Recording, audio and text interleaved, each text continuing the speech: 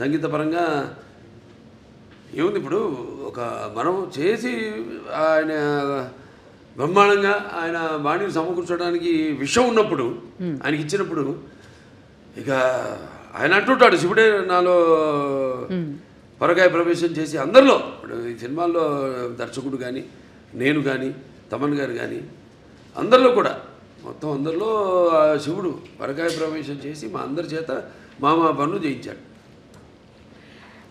మొత్తం ఆ శివాజ్ఞ లేనిదే అంటారు. ఎగ్జాక్ట్లీ. 9 పాటలు మొన్న ప్రీ రిలీజ్లో చూస్తే అసలు ఒళ్ళు పులకరించిపోయిందండి. సిస్టర్స్, సౌందర్య సిస్టర్స్, గంగాధర్ గారు, గంగాధర్ శాస్త్రి గారు, తర్వాత ఆయన మన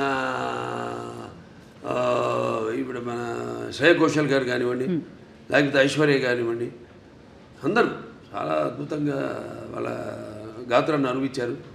అలాగే సాహిత్యం అద్భుతమైన సాహిత్యం. అక్కడ మన కాసర్ల శ్యామ్ గారు అయితేనేమి, లేకపోతే మన కళ్యాణ్ చక్రవర్తి గారు, ఇంకా శర్మ గారు, వాళ్ళంతా అద్భుతంగా సాహిత్యాన్ని వాళ్ళు పదాలన్నింటినీ, ఎందుకంటే ఇది పదాల యొక్క సమ్మేళనం. శివుడు అంటేనే అది ఒక తెలియని ఒక మనలోనే ఒక శివ తాండవం అన్నీ వింటుంటే అవన్నీ మనకి ఒక తెలియని ఒక వైబ్రేషన్ మనలోకి తీసుకొస్తుంది. సో అలా పదాలన్నింటినీ సమకూర్చి అంత అద్భుతంగా వాళ్ళు ఆ సాహిత్యం రచించడం జరిగింది.